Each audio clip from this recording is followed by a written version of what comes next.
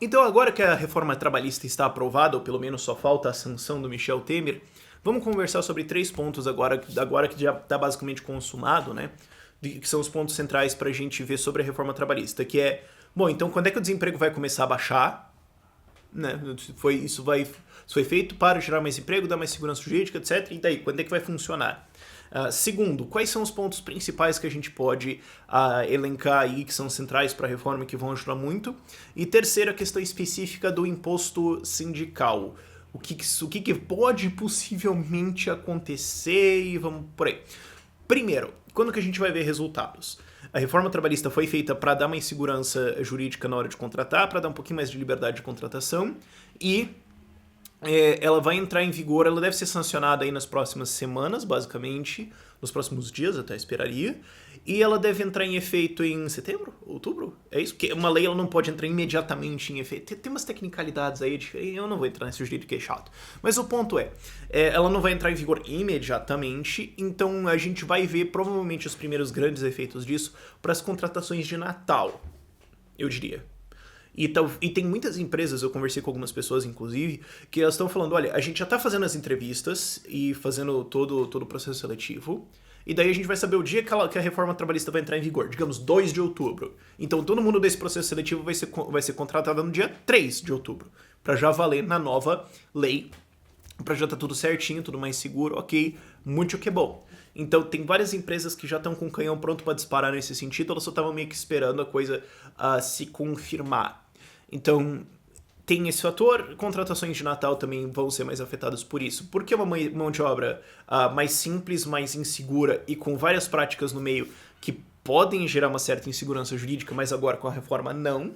Então aí, mas eu diria que estatisticamente isso deve começar a aparecer no primeiro ou segundo trimestre de 2018.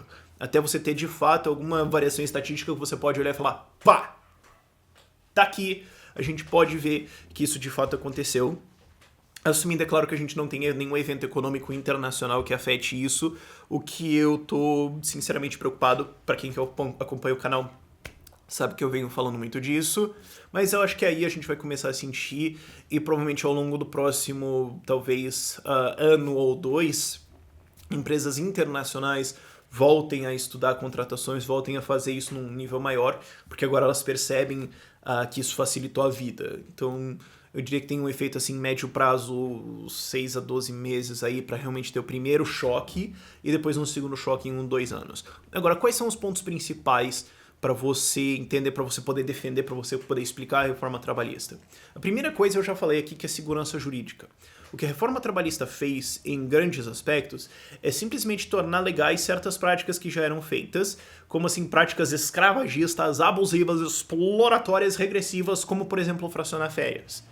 Eu inclusive estava falando com uma pessoa que tem uma empresa, tem funcionários e tudo mais ontem, inclusive por isso que eu tô queimado, assim eu fiquei no sol por tipo 3 horas e daí, enfim, você entendeu?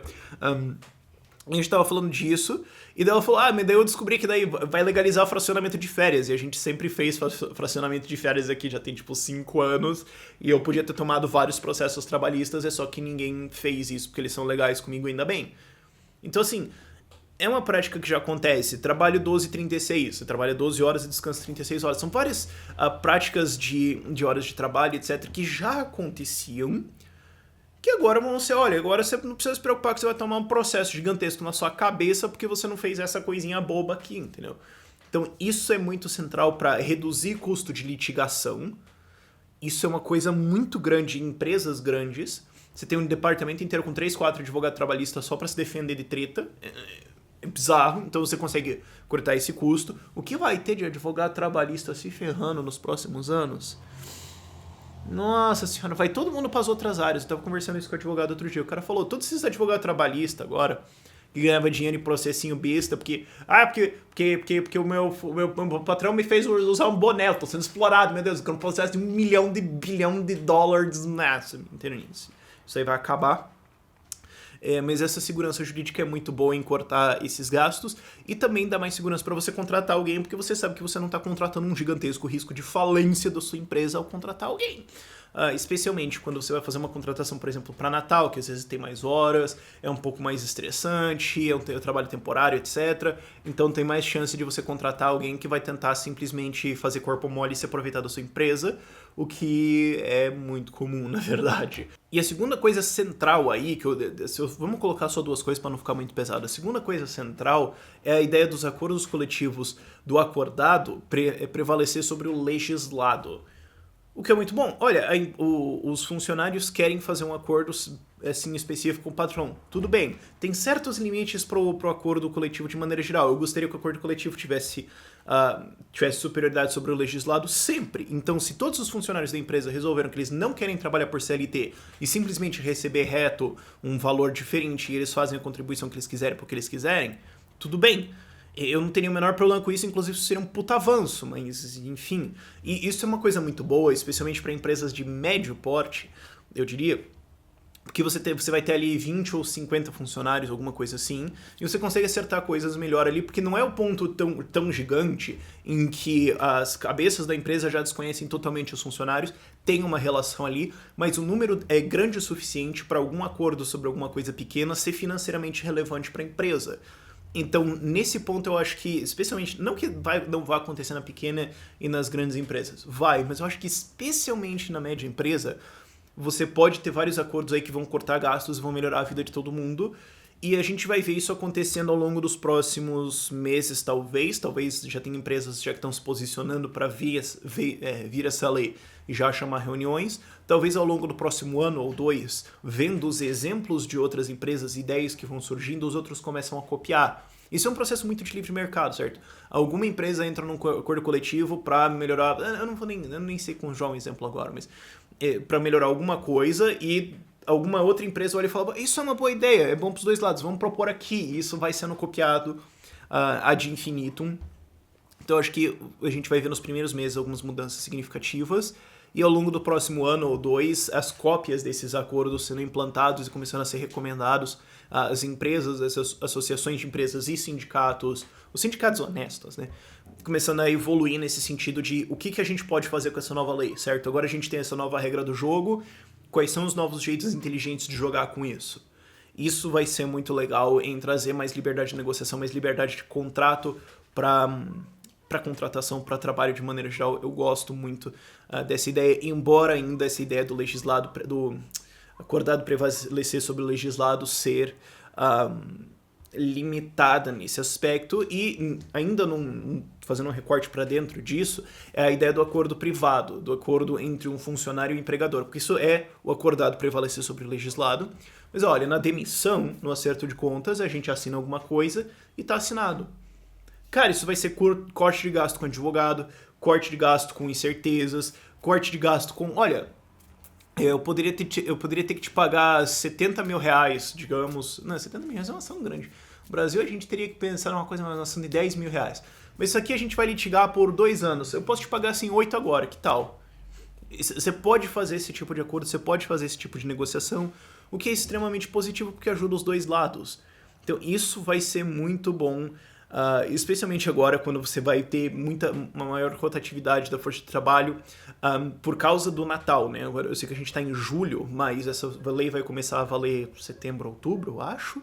Então já em julho, já em dezembro, você já vai ter essas demissões pós-Natal, né, que são trabalhos temporários, facilitadas. Então você pode contratar mais sabendo que a demissão vai ser mais fácil. Você consegue fazer um contrato mais maleável, joinha, muita gente vai ser ajudada por isso. O que sobra é a questão do imposto sindical, que ainda tá meio nebulosa a coisa, ainda tá meio embaçado a situação. Por quê? Porque a lei prevê o imposto do fim sindical. Exatamente, eu vou com isso. Prevê o fim do imposto sindical e o Temer vem negociando com centrais sindicais vetar esse artigo específico ou editar uma medida provisória para então forçar o imposto sindical a voltar a existir. O que eu não acho que ele vai fazer, honestamente, porque a coisa é o seguinte, ele pode vetar esse artigo. Se ele vetar, o voto desce para ser votado pelo Legislativo. Só que como a votação no Senado foi 50-26 a favor da reforma, Eu suspeito que esse veto seria cancelado, porque uma maioria de 2/3 consegue cancelar um veto do presidente e fazer isso valer. E é sempre uma puta vergonha pro presidente ter que passar por ter um veto cancelado. E ainda, para evitar cancelar esse veto, ele teria que fazer uma negociação legislativa, sendo que ele já tá fazendo várias negociações. Complica. E do outro lado você tem a Câmara dos Deputados também, onde ele tá tendo cada vez menos controle e um voto contra o veto dele, né, 2/3 contra o veto dele, poderia ser um ato de rebelião, podia ser vamos te ferrar então, e de novo causaria uma negociação que eu acho que, não sei, eu não acho que é politicamente inteligente, o Temer é raposo, o filho da mãe é inteligente, eu não acho que ele vai fazer esse tipo de coisa. A segunda possibilidade é ele editar uma medida provisória reinstituindo o imposto sindical, ou mais como tem sido falado, como já saiu algumas vezes, uma transição. Porque agora o imposto sindical paga alguma coisa entre 3 e 5 bilhões de reais por ano para sindicatos, e a ideia dele poderia ser fazer alguma coisa assim, não, vamos fazer o seguinte, vamos fazer um negócio que dá 3 agora em 2017, dá 3 em 2018, 2 em 2019, 1 em 2020, daí acabou, beleza? Ele pode tentar fazer alguma coisa de transição assim, só que uma medida provisória só vale por 6 meses, porque ela é provisória. E daí a Câmara dos Deputados tem que votar ela pra manter ela ou não, e eles podem votar pra derrubar. E o que seria uma puta vergonha de novo pro Temer. Então, não sei se ele vai fazer isso. E a outra coisa é assim, por que ele faria isso? Porque se ele fizer isso, os sindicatos vão continuar odiando ele. Que os pelegados de esquerda não vão falar, tipo, não, agora nós estamos de boa com o Michel Temer porque ele manteve o imposto sindical. Tipo, não, agora a gente vai pegar esse dinheiro e usar contra esse trouxa. Óbvio. É lógico que elas vão fazer isso. Vão falar. Você acha que a CUT vai falar, não, agora tá suci. Desculpa, velho, não foi golpe não, tá tudo certo. Não, eles não vão fazer esse tipo de coisa. Então, eu não vejo por que o Temer faria isso. Ele ganha nada com esse gesto político. E, ao tirar o imposto sindical, ele detona essa estrutura de poder, o que é a coisa que todos os brasileiros adorariam que acontecesse, né? Detonar essa estrutura de poder sindical, que é quase um quarto poder no Brasil. Ele conseguiria detonar isso aí detonando a sua oposição. Não, quer dizer, não detonando a sua oposição completamente, mas dando um golpe muito forte neles, financeiro e estrutural. Mas eles vão se revoltar. Mas? Os caras já estão todo mês queimando pneu na rua, eles vão fazer o quê? E com que dinheiro? Sabe? É muito incerto isso, então eu não acho que é muito vantajoso pra ele fazer isso, e eu acho que é mais vantajoso pra ele dar um pé pra trás, cancelar isso, não deixar o imposto sindical e ferrar essa estrutura sindical toda. Agora, do lado porque eu sempre penso do lado político, certo? Porque assim, eu posso falar do nosso lado, mas no fim das contas o nosso lado não importa, porque políticos não ligam pro seu interesse, eles ligam pro interesse privado deles. Então se você vai fazer uma análise política, você tem que ignorar o fato que a população existe e pensar o que é benéfico pro político, certo? Se você faz o contrário, você é inocente. Mas, desculpa falar, enfim. Mas, pro lado da população, detonar isso é muito bom, porque não só essa estrutura sindical é uma estrutura de controle de trabalhadores, por isso que ela foi criada, inclusive, esse intuito dele, e não só é uma estrutura que tira dinheiro de pobre trabalhador para passar para rico sindicalista, ou seja, um Robin Hood ao contrário, uma das várias políticas governamentais de enriquecer rico à custa dos pobres, isso também detona um trampolim político da esquerda. Um monte de deputados federais e de vários líderezinhos municipais e vários outros enchedores de saco profissionais vieram do trampolim político que é o sindicato, porque é uma base de voto. Você detona isso, você tira uma base eleitoral da esquerda? Sim. Você tira um trampolim dos caras? Sim. Não só você está liberando o trabalhador e colocando 4 bilhões de reais por ano, mais ou menos, de volta no bolso do trabalhador, o que o Partido dos Trabalhadores deveria ser a favor, mas você também está detonando essa estrutura que cria esses parasitas de esquerda lá para encher o saco. O que é muito bom. Agora, quais vão ser os efeitos financeiros após isso? Eu não me arriscaria a prever. Eu não me arriscaria a prever qual vai ser a estratégia desses sindicatos, porque ainda está meio nebuloso exatamente o que vai acontecer. Mas se eu tivesse que dar uma probabilidade, eu sei que probabilidades em política não faz muito sentido, eu acho mais provável do que não, acima de 50% de chance, que o imposto sindical não seja mantido, que ele seja de fato cortado, até porque manter ele desagradaria muito a base da Câmara dos Deputados do Temer, justo quando ele precisa sobreviver a um voto para continuar presidente. Então, não acho que vai mudar isso aí. A oposição que vai votar contra ele, né, os PT, os pessoal da vida, não vão negociar. Não, se mantém o imposto sindical e a gente vota. Eles não vão fazer isso. Mas o outro lado vai. Então eu acho mais provável que o imposto sindical vá pro ralo como deveria ir. Vamos acompanhar essa questão, mas é bom saber que o Brasil está tomando esse passo, mesmo que pequeno, essa reforma trabalhista. Originalmente eu fiz um vídeo inicial, quando eu estava começando a divulgar, foi uma coisinha pequena, eu falei, isso aí não vai ser nada. Aí depois o deputado Marinho lá do Rio Grande do Norte, PSDB do Rio Grande do Norte, que é a base lá mais liberal, cara, legal, fez uma reforma muito maior e daí todo mundo se empolgou. Então, assim, é bom saber que isso está acontecendo, é bom saber que a gente teve esse passo e que abre-se ainda espaço para novas reformas no futuro. Se isso der certo, isso detona aquele argumento de tirou direitos para prejudicar o trabalho. Não, funcionou, tá aqui, vamos mexer mais. A gente pode acabar revisitando esse assunto nos próximos anos. Eu não acho que isso é como aquelas reformas que você fala, é a cada 10 anos. Eu acho que tem chance disso ser rediscutido na próxima presidência. Eu acho que seria muito bom, inclusive. Mas vamos ver. Eu acho que ainda tem espaço pra gente conversar, no mínimo em FGTS, em facãozear isso aí. Mas vamos ver, ok? Por este vídeo é isso. Tchau, tchau.